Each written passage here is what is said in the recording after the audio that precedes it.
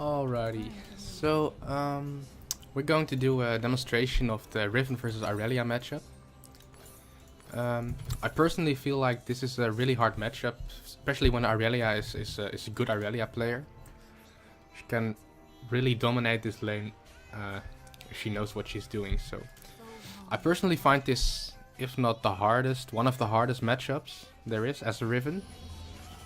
Just because Irelia can burst you so hard at level 6 like you can as well. She has so much burst and she has so much mobility with her Q and CC. So that makes it a really hard matchup. So I invited my friend to play with me in a custom game, just for a demonstration. He's also Diamond, so this is pretty matched elo wise. So we're just gonna talk you through this matchup. So as you can see, I started at Doran's Blade because I want to have that extra HP and that extra early power as Riven versus Irelia. And also I like the lifesteal it gives. It gives me some early sustain. So against Irelia you want to start Q. You can also start E if you want a more safer path. And first Irelia you can win level 1, which is important to know. So if she starts going for my CS, I want to be a little bit aggressive. Okay, she started Q, which is okay. Not the smartest thing to do in this matchup. So I won that trade, as you can see. You also go further, obviously, because you with Irelia you have extended trades. I can do free. So he can't do that. If he does that, he gets hit by all my minions, as you can see. So even though I had no Q up, he still loses HP. He still loses that trade because he was queuing into my minion wave. So now we both level 2. Okay.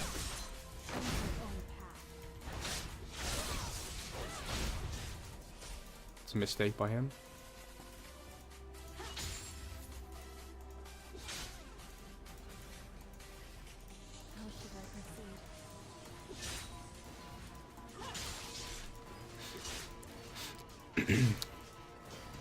So I have a bigger minion wave, so I'm not that afraid to fight him right now. So what I just do is I push it in right here. Let it push all the way. And then I back. I don't want to trade under his tower with a fast combo, because if he stuns me under tower, I'm fucked. So I just back off here. Get a extra longsword. And just walk back to the lane. There's no point in teleporting right here because the wave is already pushed under his tower. So at the time I reach my lane with walking, the wave will just reset at my just reset in the middle. There's no point in teleporting back.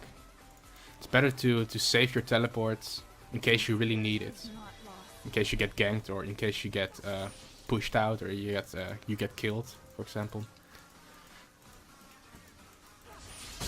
Okay, so he's pushing it into me right now. He has more minions, so I'm just gonna stand back.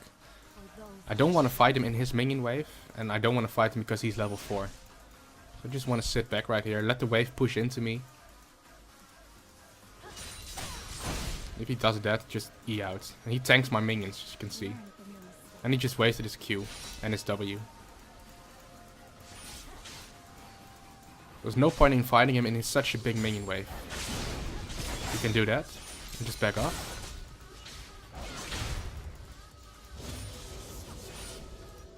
Okay, so another wave's pushed under my tower. He's gonna recall and teleport, probably. Or walk. Okay, he teleports. It's a really aggressive teleport.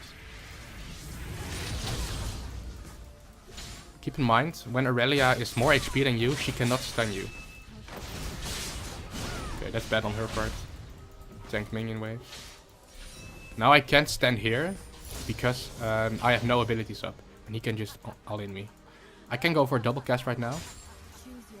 If he's too close.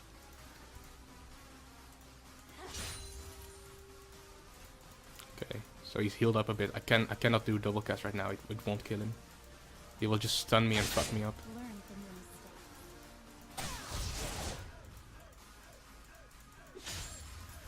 You have to be patient in this matchup because she can do that.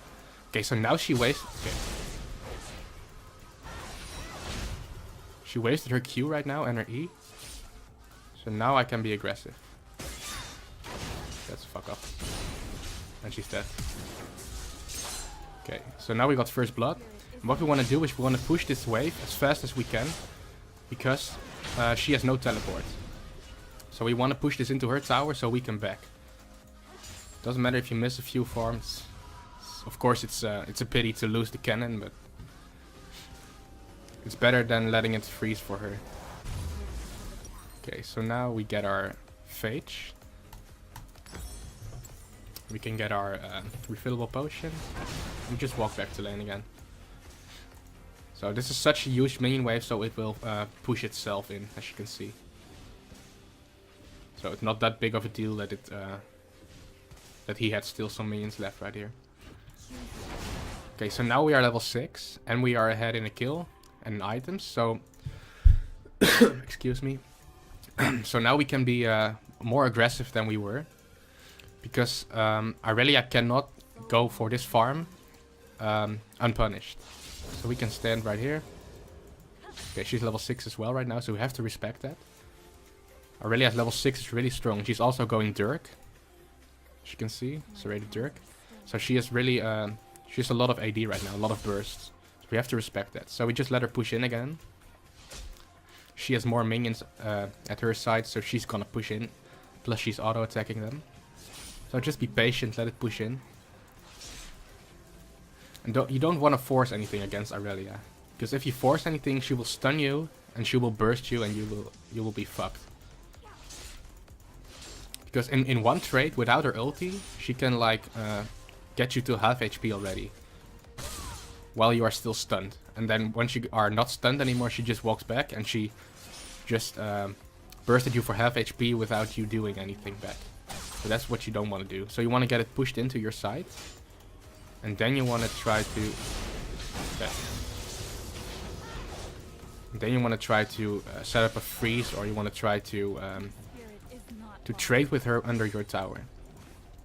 Because a big mistake a lot of people make, especially in low elo, is when I'm farming under tower right here, they will just stand right here. Like she's doing right now. If she's standing there, I can just go for a trade, and she cannot trade back, because if she does, my tower will hit her. So if she goes for this farm... Okay. She faked it. Okay, she wasted a Q right there. You have to keep in mind that her cooldowns are really low.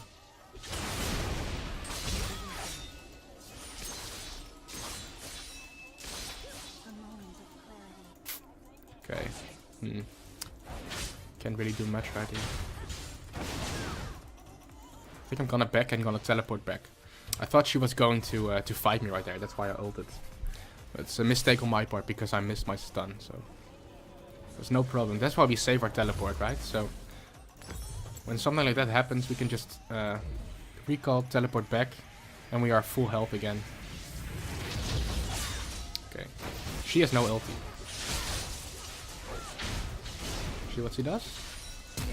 She's dead again, I think. Minions.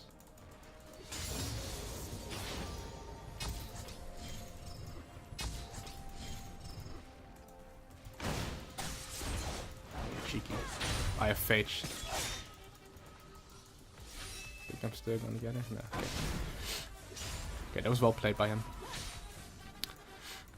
The reason why I didn't EQ in is because she can just stun me right there, and I'm afraid to get killed if I waste my cooldowns. So I'd rather just save them and wait for her to make a mistake. So she's really low HP right now. And a little trick you can do is, when you have a lot of minions at your side, you can let her auto-attack you. So you want her to auto, like this. If she does that, all my minions will aggro her, as you can see. See that? All my minions aggro her. So she loses the trade. There we go. The reason I won it is because all my minions were attacking her. So she took an extra like, I don't know, like 200, 300 damage just from my minions attacking her under her tower. That's a really cool trick you can do as well. If you have a huge wave pushing into her tower, in the enemy tower, you can just bait her to auto attack you. And if she does auto attack you, all your minions will aggro her instead of the tower. It's a really cool trick. Okay, so at this point you are 2-0. And you are keep stacking, you can just keep stacking AD right now. And you will just outskill Irelia really hard. So just keep in mind to rush the Black Cleaver because you wanted extra HP against Irelia. The extra HP counters her true damage. So that's what you want to do. So at this point you are 2-0 and you will most likely be able to snowball this lead to other lanes, and you've basically won the lane by now. So I hope this was informative and I hope you learned something. I hope you learned something about the minion wave management as well. I showed some cool tricks like the aggro trick under her tower with a huge wave. So good luck with applying those tricks in your games, and thanks for watching. See ya, bye.